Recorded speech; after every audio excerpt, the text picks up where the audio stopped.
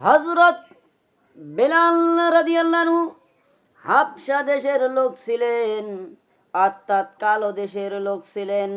কালো কুৎসিত চেহারা ছিলেন, লেখাপড়া কিছুই ছিল না, এক তোলার জমির মালিকও ছিলেন না, একেবারে নিঃস্ব গরিব গোলামজাদা গোলাম ছিলেন।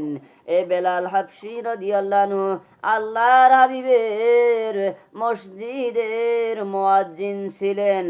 এ বেলাল রাদিয়াল্লাহু আনহু শিন উচ্চারণ করতে পারতেন না। আশহাদু আল্লা ইলাহা ইল্লাল্লাহ এর জায়গায় আশহাদু আল্লা ইলাহা ইল্লাল্লাহ বলতেন। একদিন সমস্ত সাহাবী আল্লাহর হাবিবকে বললেন, ইয়া রাসূলুল্লাহ, ইয়া হাবিবাল্লাহ, হুজুর, আপনি যে মসজিদের ইমাম, সে মসজিদের একজন ভালো মুয়াজ্জিন থাকা দরকার।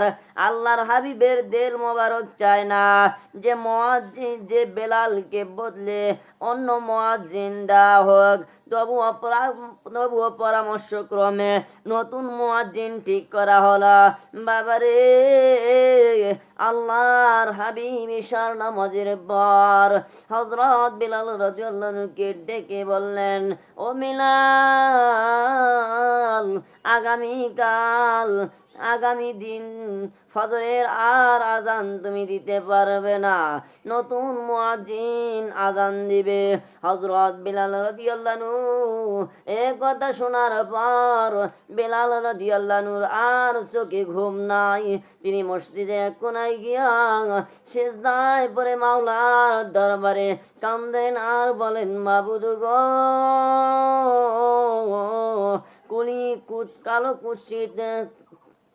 কালো কুৎসিত হওয়ার কারণে, গোলামজাদা গোলাম হওয়ার কারণে, আয় আল্লাহ, জবান তুল্লা হওয়ার কারণে তোমার হাবিবের মসজিদের আজান থেকে মাহরুম হয়ে গেলাম। ও মাবুদ রে, কালো কুৎসিত চেহারা তুমি আমাকে বানিয়েছ, গোলামজাদা গোলাম তুমি আমাকে বানিয়েছ, নিঃস্ব গরিব এতিম তুমি আমাকে বানিয়েছ, জবানকে তোতলা তুমি আমাকে বানিয়েছ। বাবারে,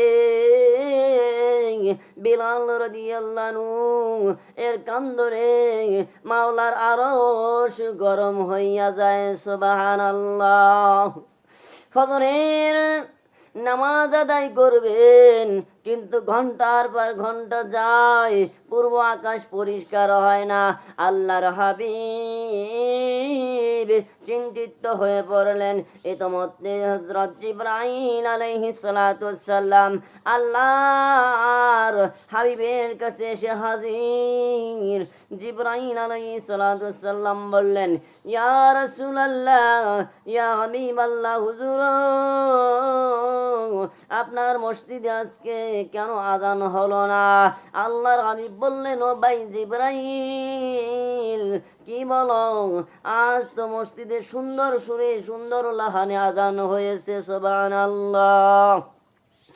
জিবরাইল আলাইহিস সালাম বললেন, আল্লাহর হাবিব,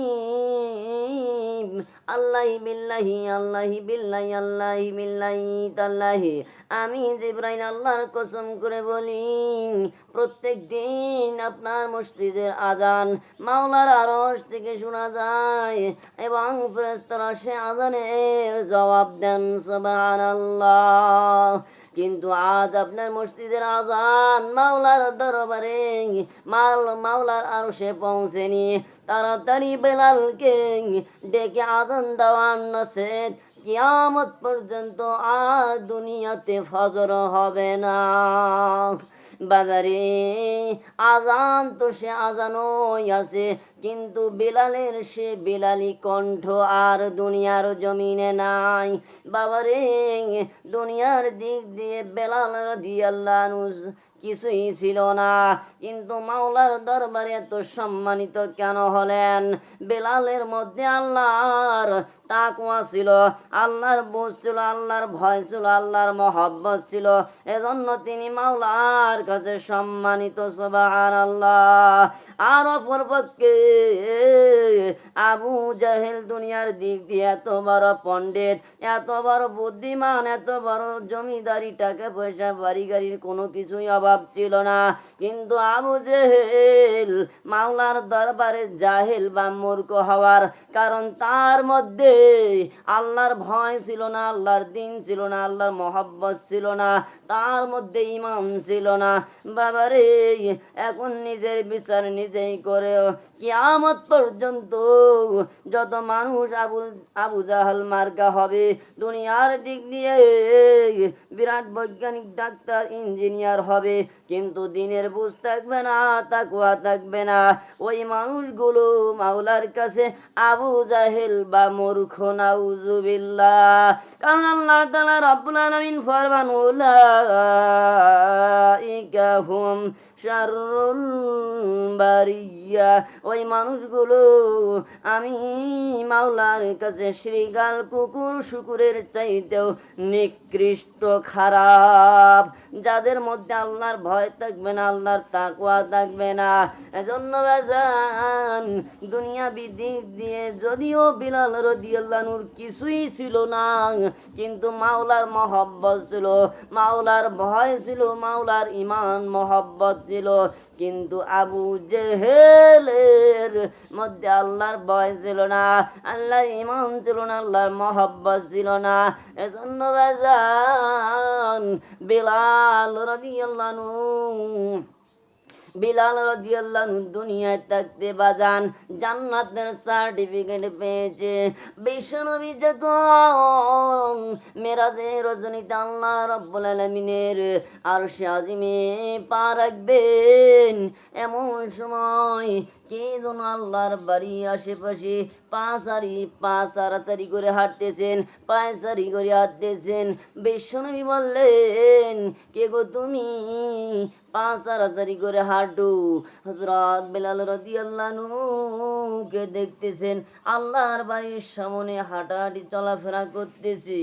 এমন সময় বিশ্বনবীজি আল্লাহ রাব্বুল আলামিন দিদার লাভ করে 50 ওয়াক্ত নামাজ হাদিয়া নিয়ে আবার সময়ের মধ্যে বিশ্বনবী মদিনা হযরত মদিনায় পৌঁছে গেলেন। এমন সময় পরের দিন বিশ্ব নবী ডেকে ডেকে বলে, হে বেলাল, আল্লাহর বাড়িতে তুমি পায়চারি করে হাঁটাহাঁটি করছো, তুমি কি এমন আমল করো যে আমল করার কারণে আল্লাহ রাব্বুল আলামিনের তোমার ইজ্জতে তো আল্লাহ বাড়াইয়া দিয়েছেন? সুবহানাল্লাহ।